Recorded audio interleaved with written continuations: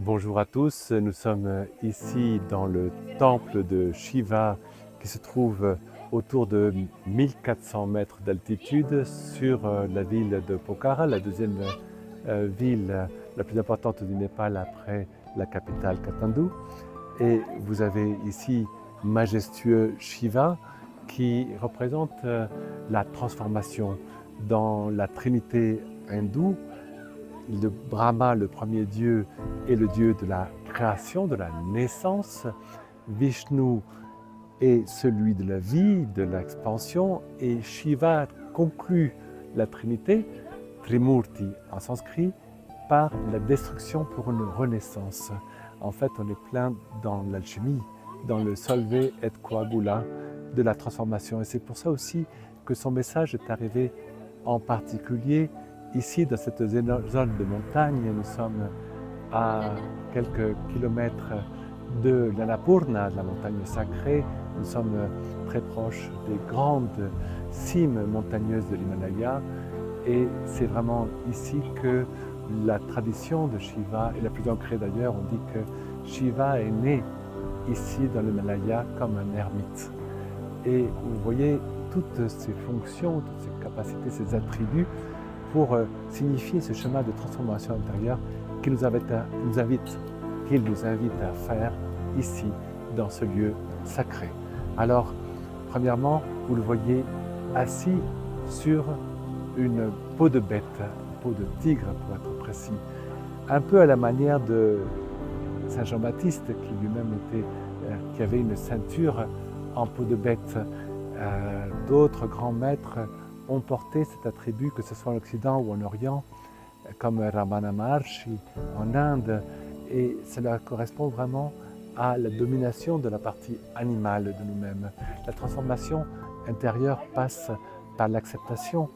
La transformation, il ne s'agit pas non plus de la tuer, mais un peu comme Saint Michel, c'est vraiment de se servir, de se souvenir de cette partie animale qui est représentée par cette peau de bête. Et vous avez aussi le trident, ce trident qui est cette force intérieure qui nous rappelle le chemin de notre axe vertical. Pourquoi un trident? Vous le retrouvez dans la tradition grecque avec Zeus. Et ce trident, c'est véritablement les trois forces réunies de notre colonne vertébrale, les trois canaux intérieurs qui s'appellent Ida, Pingala et au centre Sushumna. Et donc quand ces trois canaux sont réveillés, alors nous sommes des ponts, comme Shiva l'enseigne, entre la naissance et la mort. Nous sommes capables de mourir et de naître en continu. Shiva nous porte vers la transcendance et ces montagnes sont un magnifique scénario pour la vivre parce que à travers ce paysage, on se rend compte que nous sommes sur un lambeau de terre. À droite et à gauche, il y a le grand vide qui nous fait comprendre que l'existence est assez éphémère et que l'essentiel n'est pas sur la matière, mais sur tout ce qui l'entoure. Et regardez ces nuages autour de moi qui nous invitent un peu dans cette terre magique.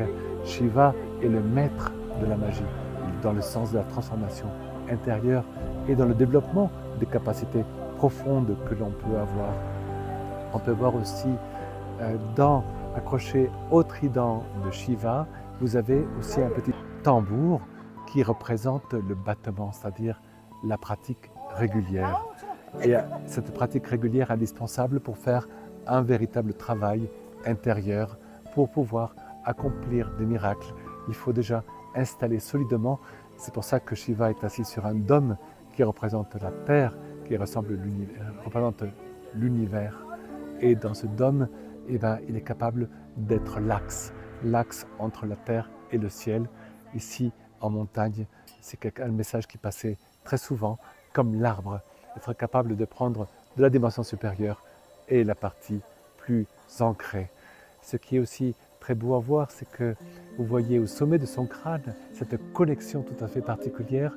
Vous avez ce très haut niveau de la sommité de son crâne qui représente la source du Gange, puisque nous sommes ici à quelques centaines de kilomètres de la source du Gange, donc Badrinath, qui est le lieu où le Gange naît dans l'Himalaya, et ça représente cette eau sacrée qui est capable de douceur, qui est capable, même dans cet ascétisme qu'il vit, naît la douceur.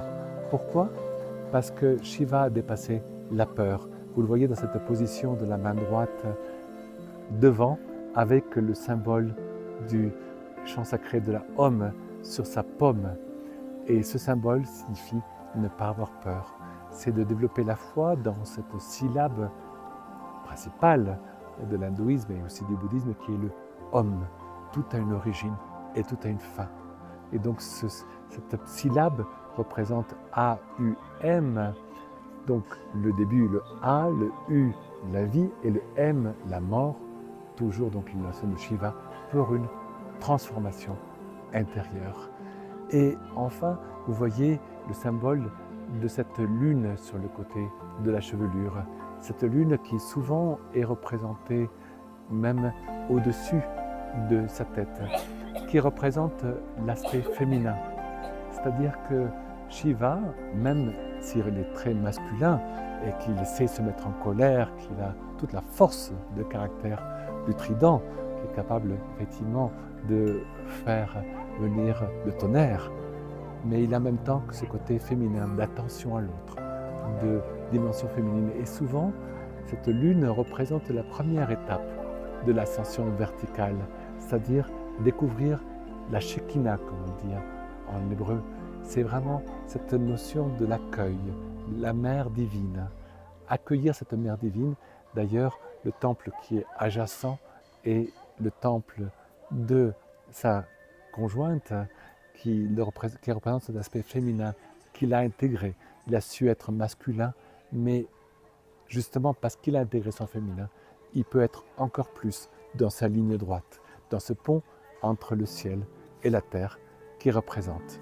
Et donc c'est toute une symbolique de transformation qu'on pourrait appeler même tantrique, puisque c'est dans cette ère-ci qu'est né le shivaïsme tantrique, donc toute la tradition qui a utilisé ce qui fait d'habitude chuter l'homme pour le faire se transformer et grandir.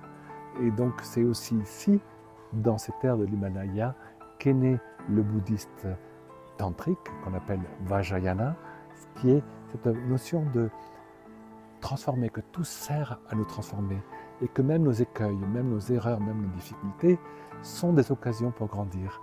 Et si on ne les accepte pas, eh bien on reste là, figé. C'est le maître du mouvement, le maître de la vie elle-même. Et donc, on l'appelle aussi souvent dans les représentations Shiva Nataraja, le maître de la danse de l'univers, celui qui met en mouvement tout le feu de l'univers. Et je pense que c'est une belle idée aujourd'hui dans ce monde qui a besoin de mouvement, qui a besoin de reprendre de la vie, reprendre de l'espoir. Et bien, l'image de Shiva est tout à fait adaptée pour accepter que même si on a des écueils dans la vie, des obstacles, ben ce sont autant d'occasions de croissance, de grandir, et que cela fait partie de l'enseignement autant que les autres traditions spirituelles. Merci à vous tous.